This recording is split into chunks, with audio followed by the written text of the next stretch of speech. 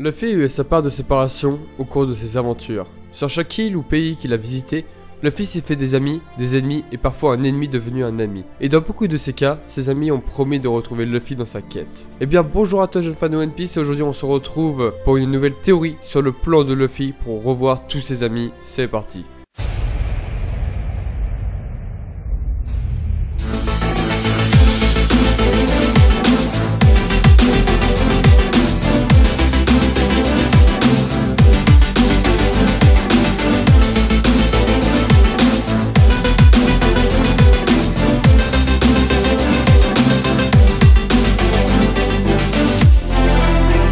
L'un des exemples les plus frappants est Jinbei, que Luffy a invité à rejoindre son équipage à la fin de l'arc de l'île des hommes poissons. Seulement pour que Jinbei rejoigne Luffy, il avait des choses à terminer. Malgré son refus, Jinbei a promis de rejoindre Luffy plus tard, et maintenant, ils se sont réunis pour vaincre Big Mom. Là où nous en sommes maintenant, dans l'histoire, Jinbei a presque officiellement rejoint les chapeaux de paille. La plupart des gens le considèrent déjà comme un Mugiwara. Je crois que le délai entre l'invitation de Jinbei et son acceptation de rejoindre l'équipage a créé un précédent pour le reste des Nakaba dans ce voyage. Tous auront soit un délai entre l'invitation et l'acceptation, soit ils seront tous des gens que Luffy a rencontrés sur les mers antérieures, qu'il a promis de rencontrer à nouveau dans le nouveau monde.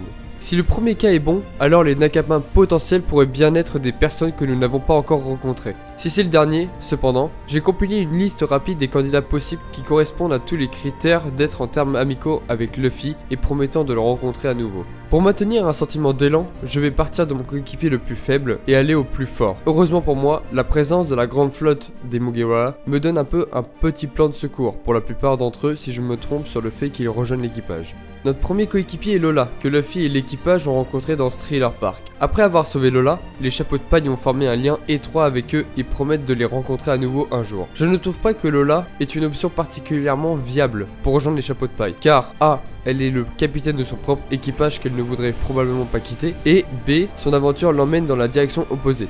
Il est donc peu probable qu'il se rencontre dans des circonstances qui faciliteraient sa participation. Au-delà de cela, elle pourrait devenir membre de la grande flotte des chapeaux de paille, ou même préfigurer Pudding rejoignant l'équipage ou la grande flotte. Pourtant, c'est une conjecture assez fragile, d'où elle est mon premier exemple. Le deuxième est Jin, des Krieg Pirates, qui a combattu tout le long de l'arc Baratie à East Blue. Après que Luffy ait vaincu Don Krieg, son attitude a déteint sur Jin et lui a donné une nouvelle vie. Alors que Jin force Krieg à se retirer dans la piraterie, il quitte Sanji avec un message pour Luffy: se retrouver sur Grand Line. Jin est également un exemple assez faible car le personnage de Jin est plus fortement centré sur sa relation avec Sanji qu'avec Luffy, et aussi la possibilité distincte qu'il soit mort. Pourtant, cette promesse est beaucoup plus forte que celle avec Lola, car elle a reçu une attention toute particulière et est clairement destinée à être construite plus tard. Je ne vois pas vraiment Jin rejoindre l'équipage, mais je pouvais définitivement le voir comme un allié, peut-être même devenir un commandant de flotte. Ce n'est pas trop exagéré d'imaginer qu'il s'est amélioré au fil des années, et il est probablement à peu près au même niveau que les autres commandants de Luffy, comme Hideo, etc. D'une manière ou d'une autre, son implication dans l'arc Baratie ne donne pas vraiment l'impression qu'il est un Nakama des chapeaux de paille. La troisième est Shirahoshi, la princesse de l'île des hommes poissons, qui a été emprisonnée dans son propre palais pour la protection jusqu'à ce que Luffy ait gagné sa liberté dans le monde extérieur. Alors que Luffy quitte l'île des hommes poissons, Shirahoshi lui demande de revenir et de lui montrer encore plus de monde. Cette scène a reçu le genre d'attention qui vient d'être annoncé, donc on peut dire assez définitivement que Luffy et Shirahoshi vont se revoir, et même la promesse elle-même de l'emmener au-delà des flots s'accomplirait plutôt bien avec elle. Cependant, Shirahoshi n'est pas une combattante, et bien que sa capacité de contrôler les Sea Kings soit extrêmement puissante, son utilisation est plutôt limitée à la mer. Je n'ai aucun doute que Luffy aura besoin de la puissance de Shirahoshi quelque part pour trouver le One Piece, mais probablement pas en tant que pirate. Pourtant, si elle devait se joindre à lui, son rôle dans l'équipe semble assez clair: contrôler les Sea Kings afin d'agir comme guide. Le quatrième coéquipier est Boa Hancock, l'impératrice pirate qui est amoureuse de Luffy. Après que Luffy ait passé 2 ans à s'entraîner à Rusukaina, Hancock le livre à l'archipel Shabandi pour rencontrer son équipage. En partant, Hancock demande à Luffy de ne pas dire adieu, et Luffy répond clairement qu'il a bien l'intention de la revoir. Encore une fois, la scène n'est pas un spectacle énorme, et il n'est même pas totalement clair qu'il dit nous nous reverrons. C'est un pari assez sûr de dire que c'est Hancock qui serait certainement un ajout puissant au chapeau de paille. Mais la façon dont il est encadré ressemble plus à dire que Luffy rencontrera à nouveau les pirates Kuja dans leur ensemble. Aussi, comme je le dis avec Lola, Hancock a son propre équipage, et en plus de cela, elle a son propre royaume à prendre en charge. Bien sûr, elle pourrait nommer quelqu'un comme son successeur et partir, mais elle ne semble pas susceptible de le faire étant donné sa fierté et ses compétences en tant que leader. Elle semble également servir de préfiguration pour un autre Kuja de se joindre à l'équipage, probablement Marguerite. Le cinquième est Bantam, ou Mr. 2 Bonkley. Plus Bonkley, je préfère. L'ennemi devenu ami de Luffy qui s'est sacrifié pour aider Luffy à échapper au danger 2 fois maintenant, et semble assez susceptible de le voir à nouveau dans le nouveau monde. La deuxième fois, à Impel Down, il semblait confiant que sa vie allait se terminer et jura de revoir Luffy dans l'au-delà bien sûr. Bien sûr, Bonkley n'est pas mort, alors sa promesse d'une réunion devra s'accomplir sur Terre, pas sur le ciel. Étant un ami proche de Luffy, sans aucune affiliation avec d'autres équipages, Bonkley semble être un candidat plutôt fort pour un nouveau coéquipier. Le seul problème est qu'il utilise un style de combat basé principalement sur le kick, le rendant un peu trop similaire à Sanji. Pourtant, si l'équipage peut avoir 2 épéistes avec peut-être plus à venir, il ne devrait pas y avoir trop de problèmes à avoir plusieurs kickfire.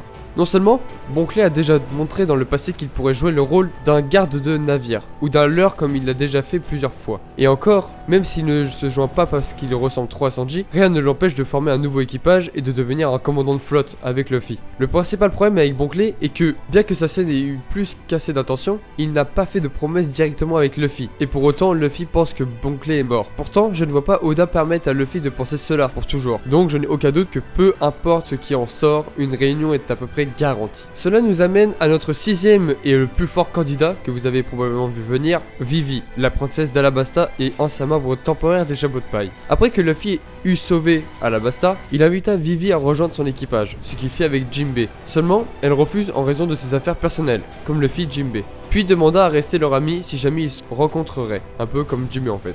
Contrairement à tous les autres membres sur cette liste, il y a une vague similitude avec le recrutement de Jinbei. Vivi a suivi la formule presque à la lettre. Se battre aux côtés de Luffy, être invité, refuser et demander à se revoir. Vivi a également démontré sa valeur en tant que coéquipière, servant de négociateur au moins une fois, convainquant Luffy de la laisser raisonner avec les gens de Drum Island pour obtenir un médecin pour ami. Vivi a déjà un lien personnel fort avec Luffy, tout comme Jinbei, ayant suffisamment gagné sa confiance pour pouvoir influencer ses décisions à des moments critiques. Si elle décidait de revenir, Luffy ne manquerait même pas l'occasion et dirait qu'elle a toujours fait partie de l'équipage. En fait, comme beaucoup d'entre vous le savent, Vivi est déjà considérée comme le chapeau de paille 5.5 officiel par Oda. Donc si les circonstances le permettent, je ne vois aucun problème avec elle permettant de devenir le 11e Mugiwara. Donc voilà les gars, c'est tout pour aujourd'hui. J'espère qu'elle vous aura plu cette petite théorie. Si c'est le cas, n'hésite pas à me laisser un petit commentaire en bas de la vidéo, un petit like et à t'abonner à la chaîne YouTube du grand Ito Lusan. Et je te dis à la fois prochaine sur la chaîne du grand Ito Lusan. À la prochaine.